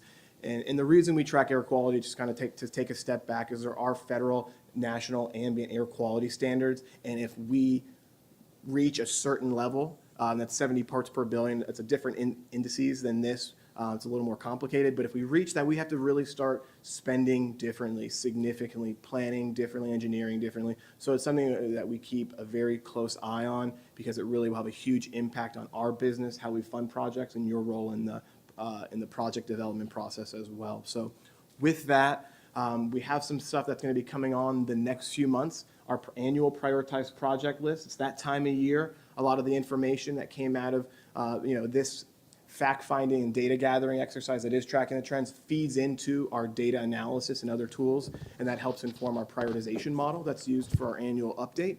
So you'll be hearing and seeing a draft priority list similar to last year at your next cycle. Again, this is a living and breathing thing. We're going to continue to monitor and report, and we'll be coming back with more information. I mentioned data is a messy thing, so we're in the process of making sense of that and doing what we can foundationally as a framework to update a lot of our data analytics mechanisms, a lot of it at the network level. And with that, we'll be able to do kind of more visualization, more dashboard. And for you as transportation decision makers, what does that mean? Better information so you can make more informed decisions. So with that, not too many ahas today, but I promise a lot more in August. That's that summer time frame. But with that, I'll answer any questions that you may have. But I do implore you to check out metroplanorlando.org/trends and take a look at the plentiful of information that we have there. Mr. Chair. Good job, Ellis. Thank you. We'll start with Mr. Davis right here. Thank you. I had one quick question. You were talking about the fatalities being up, but I noticed it was less than 0.5% of all crashes. Are they actually up on a vehicle mile traveled? Because historically, nationwide, we're at the lowest levels ever on the 100 million mile vehicle mile traveled basis. Yeah, that's right. So when you start to normalize, and when you normalize by VMT, but we had a huge VMT decrease during the recession. So, and that's where there's that really disproportionate effect. So you have VMT go down, crash rate go down, serious injury, fatality go up. You know, and the correlation there is, again, from what we're seeing in the crash records is speeding, reckless, and careless driving. And a lot of that, you know, we were at the Best Foot Forward, had one of their annual conference, on whatever it was called, their meeting, and they had a psychologist come in who's very, very involved in the uniform traffic devices. So, you know, how they explain how the federal government looks at stop signs and yield signs and rapid flashing beacons, and his takeaway. I'm sorry, let me turn my mic back on so those listening at home can hear this if they care. But his takeaway is, you know, during the pandemic, we were so reserved and reclusive in some ways, you know, where we lost patience in our neighbors, in our friends, and he's seeing that reflected in the crash data with that more aggressive driving, you know, more road rage and more speeding. So it's kind of that, you know, as the world in our community opens back up, it's being mindful that, you know, we are neighbors, we are community members, because that was his takeaway, is there's just that we're frustrated and we don't have patience for one another, and we need to have that when we're on this shared roadway system. So with that, a great challenge. Ms. Henry, you are recognized. Great presentation, but I think you just answered my question. It kind of struck me when you were on the safety slide speaking about the crash data and that people are driving more aggressively and recklessly. And I wanted to know, as in your studies, had you found out why that was so? But I think you just answered that about the Right, and a lot of psychology. that's empirical, based Yeah. on, you know, the professors' experience. Thank you. But, you know, the state of Florida, and we have a vulnerable user working group, which is represented by a couple members here. And the state of Florida is also doing some work, and it's hard to say, 'cause it's still so soon.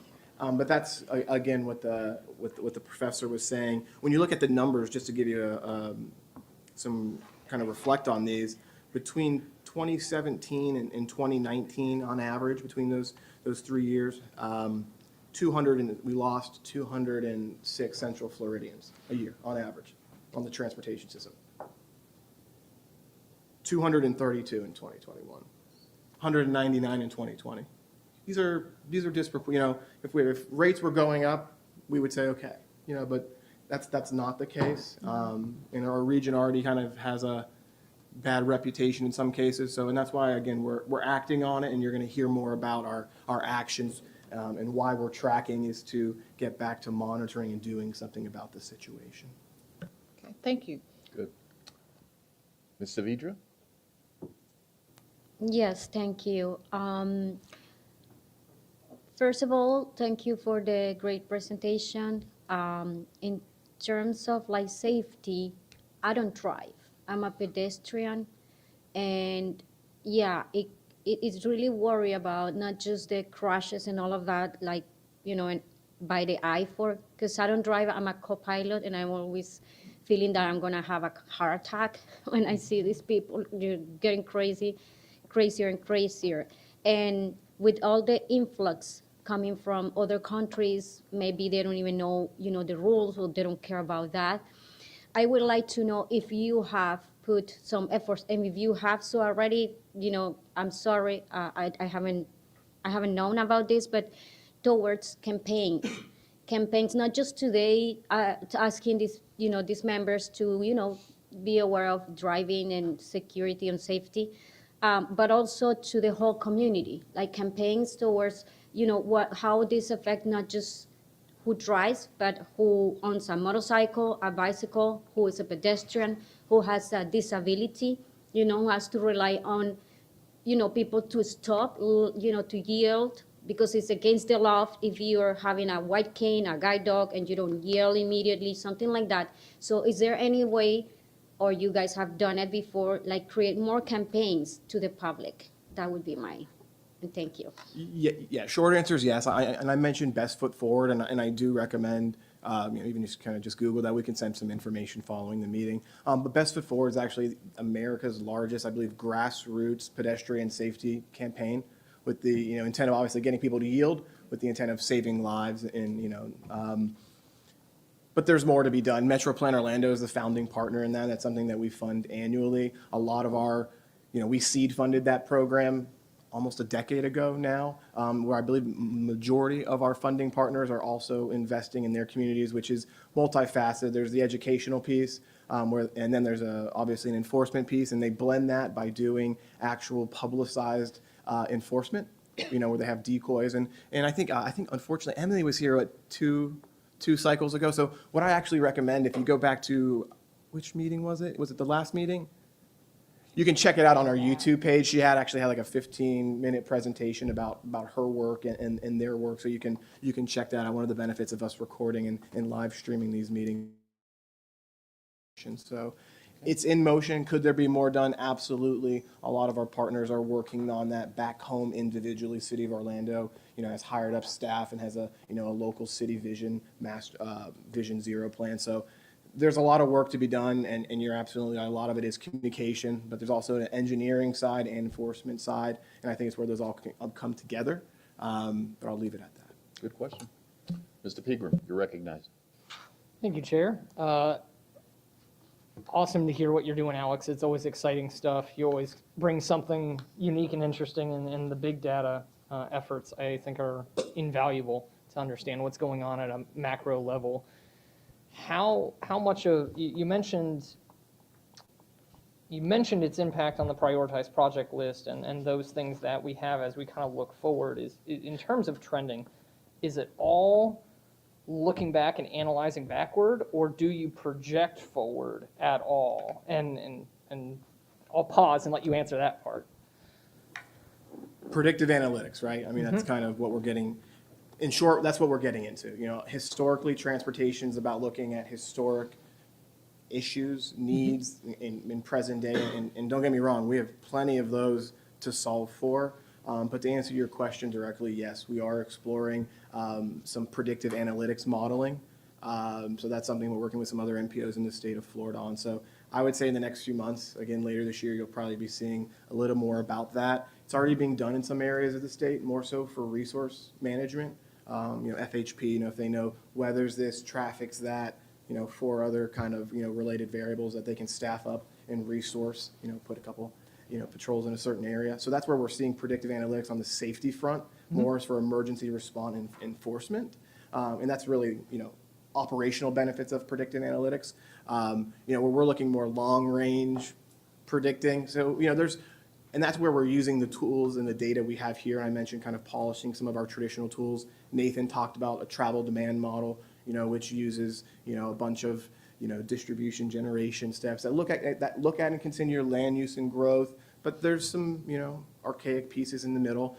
So we're actually using data and working with DOT, who actually builds the model for the region, to look at the data that we have that looks at origins and destinations and those patterns, and they're validating or looking to validate that model at that step. So if you can understand where people are going and those patterns are right, then when you actually flow that over a model to get at 100,000+ new trips in a year, it starts to make a little bit more sense. So, but we're working on it, but it's a huge pill to swallow and it's extremely data intensive. And as it relates to our line of business, long range planning, we see more benefits in the operational side, and that's where we're kind of helping our partners, you know, advance.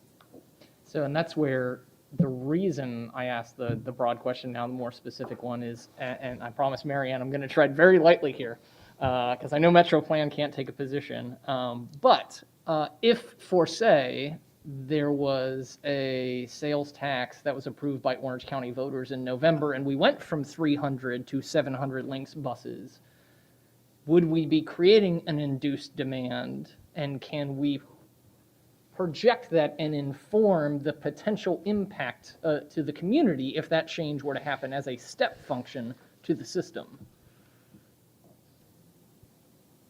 Just as an example, to be able to inform people this fall of the trend and potential impact. Yeah, and I believe Orange County is doing some of that analysis with Lynx as they're developing the transit plan.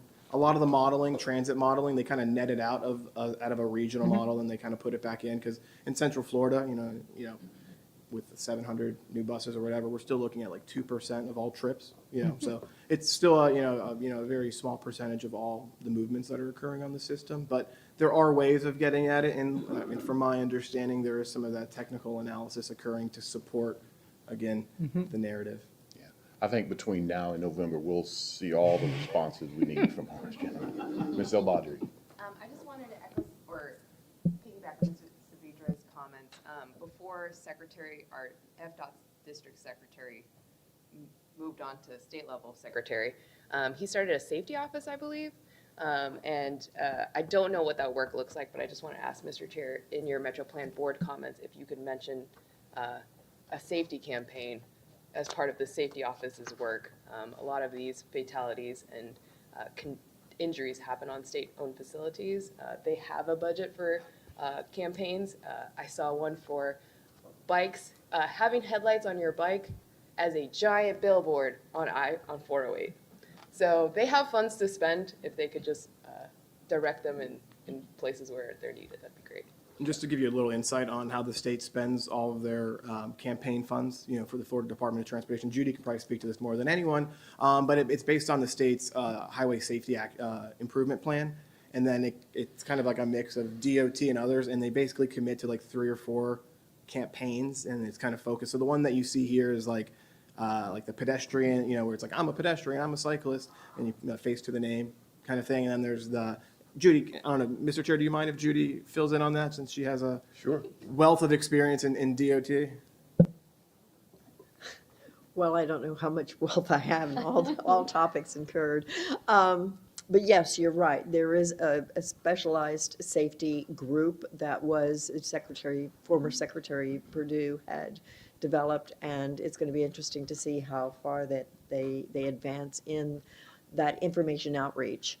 I've been away from the department since June 10th, and I know there's been a lot of changes that has rolled, so it'll be interesting to see what the new secretary does and if that continues to evolve. And you're right, Alex, about the funding. It's a partnership, relationship, and working with that. And if I can, just real quick, just to kind of land that piece there, a lot of it's driven, where I was mentioning the statewide campaigns are dictated by central office. So, the district having a safety office is great. It's money where the mouth is. They're going to focus on it.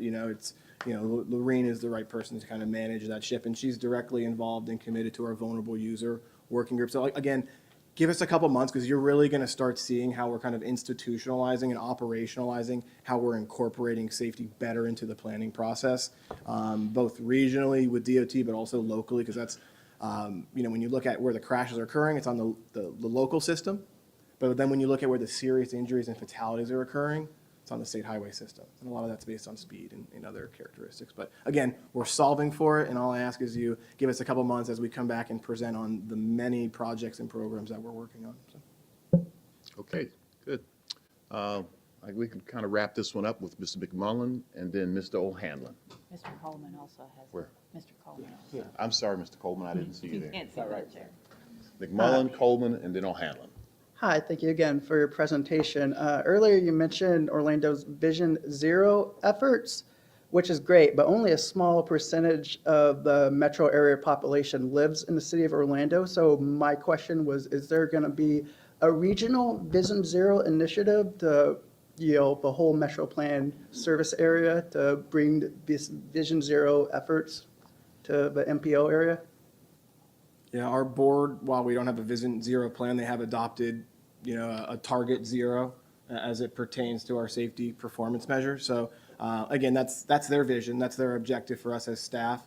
They've asked us to incorporate safety, and as Nick presented at our February board meeting, as we look at prioritization, we look at safety, vulnerable user safety, and safety in general is highly weighted, and vulnerable user safety has double the points as it relates to kind of network scoring. So the board has a target of zero, which is a vision of zero, and they're putting their money in our special programs and projects to actually advance that, which I think is most impactful more than policy. Thank you for that answer. Okay. Mr. Coleman. Thank you, sir. I'll just, real quick, can you just go back to the crash data thing? I was just taking notes. If you could just leave it there, then you guys can go on past me. this is my first time seeing it. I just would like to stare at it for a little while. Yeah, that's on Sorry our about that. webpage as well, so if you just go to maps and tools. Yes, sir. You can delve into that, and not all of our maps and tools work, they're kind of agnostic, device agnostic, so they work on tablets, cell phones, computers, so as accessible as possible. Thank you. Okay, Mr. O'Hanlon. Thank you, Mr. Chairman. I did try to stay out of this conversation, but the lack, I don't even know where to go with this. And actually, we got a lot of new people here who don't know me. And some of us who do. I am one of the very few people who actually doesn't drive, but I did have to drive once this last month when my car insisted that I actually had to take control of my vehicle. I am one of the testers for Elon Musk, and my car drives itself. And that's one of the things that we're not discussing here today, especially with your comments. These cars are unbelievably safe. And the public doesn't know about it because clickbait just tries to make these cars be terrible. But if you walked out in front of my car, got anywhere near my car, it would either slow down, depending upon what you're doing, or it would stop. These are the most unbelievably safe cars that are on the road. And when cars cut my car off, my car doesn't get pissed off. It just slows down and it just proceeds on its way. It doesn't get road rage. And there's going to be, potentially by the end of this year, there's going to be 1 million of these cars on the road. Because at the rate self-driving is progressing, as I'm one of the testers, I get to see it firsthand. Okay, by the end of the year, there could be 1 million self-driving cars on the road, okay? And as the years go on, there's going to be more and more and more of these cars, and safety is going to be, it's still a total issue, but these cars are not going to be part of that picture because they're unbelievably safe. Thank you, Mr. O'Hanlon. Alex? Ms. Henry? Just one more. Can you go back? I don't know if you still look at the slides, but could you go back to the visitation numbers for just a second? Yeah, these were just our commercial service airports. Yeah, I was just trying to see what the last 3 years represented. Thank you, that's all I needed. Mr. Chairman, can I say something? Ms. Cortez. Ms. Cortez? Real quick. In regards to what you're mentioning, Mr. O'Halloran, about what is about you don't get mad, or like, you know, your car doesn't get mad, and then going back to your comment, Sarah, from the earlier presentation, I'm about land use, and then putting what you mentioned about the stress and the psychology aspect. Have we seen in regards to the crashes, like, are those longer trips? Are they shorter trips? Like, how long are maybe the drivers, like the distance of how long they're driving, if that accounts to maybe just, I don't know, crashes or road rage that might increase this aspect of psychologically wise? I don't know. So Yeah, I don't have that answer specifically. I'll check back with Mike Wilson. He's like our in-house safety expert, to see if we've done that kind of analysis based on, a lot of it's working with the information you have, you know, and for instance, it would just be someone's address. You know, you don't get all the A to B kind of travel diary you do with a crash report that you would with, you know, some other analyses. But I can look into that, see if we have any kind of correlations there. Good. Good job, Alex. Thank you. You always stand the test, man. Good job. All right. Okay, that was our last presentation. There are several items under General Information tab 4 in your agenda packets. Our next CAC meeting will be May 25th. We expect that meeting as well to be in person. Please remember to RSVP. It's very important that we know that we're going to have a quorum. The CAC meeting's date for the remainder of the year is also in your agendas. The next Metro Plan Board meeting will be May 11th, and I will take your sentiment back regarding both of the presentations and the request for a safety program. Now we're at the point of member comments. At this time, do we have anyone or any committee member that would like to make some final comments? Mr. Peters. You know, I see many new members, and it's germane. As a matter of fact, I think it's necessary, you know, for staff to look at funding mechanisms so that the new members could be notified in terms of, you know, what funds are responsible for, you know, what developments. I think it would be very, very important. That's a good idea. Did the orientation get into that at all?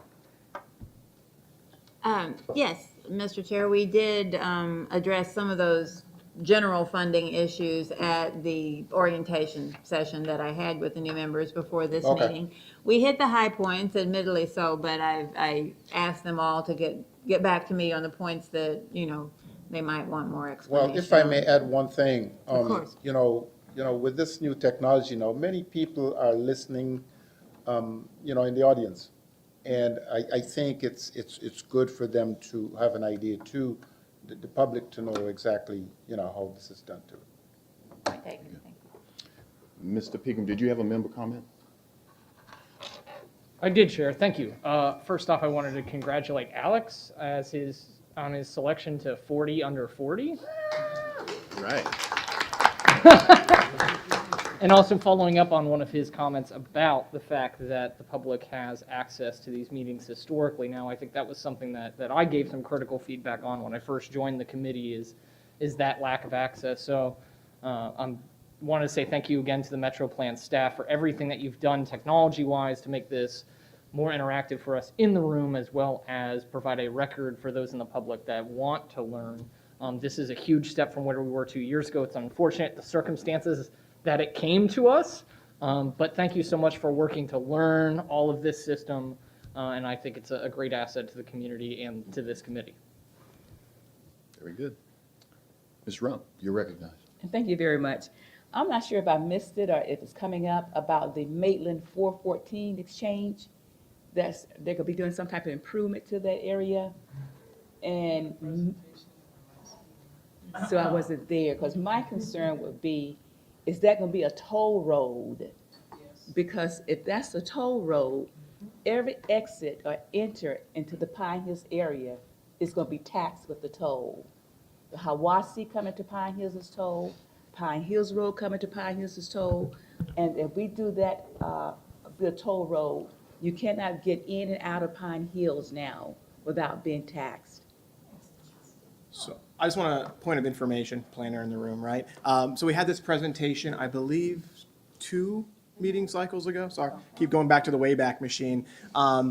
It's a CFX project. Central Florida Expressway Authority is basically looking at attempting to take the John Land Expressway, State Road 414, and connect that to I-4 along Maitland Boulevard, elevated along Maitland Boulevard.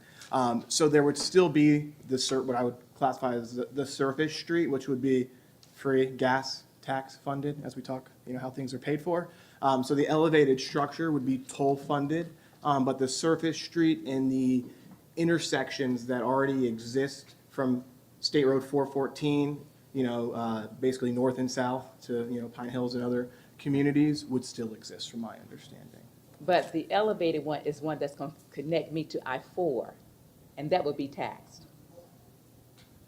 I guess the intent of, again, not Expressway Authority, the intent of that extension is really to get you from I-4 all the way over to the existing tolled segment of 414, which is known as the John Land Expressway, which would mitigate congestion and the challenges that are occurring on State Road 414.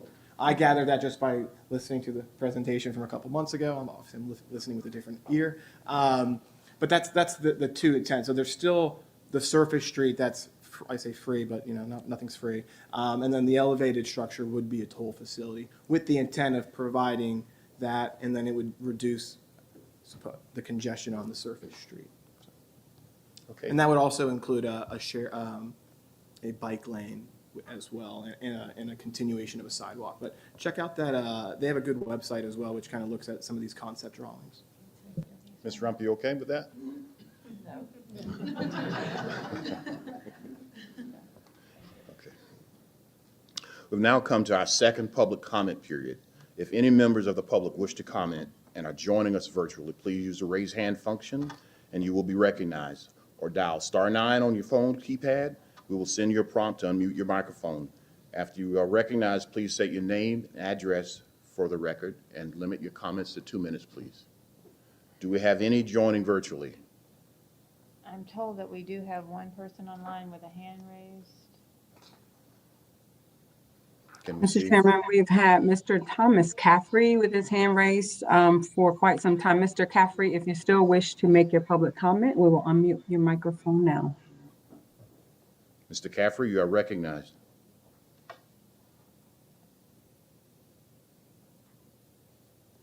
Mr. Caffrey, are you there?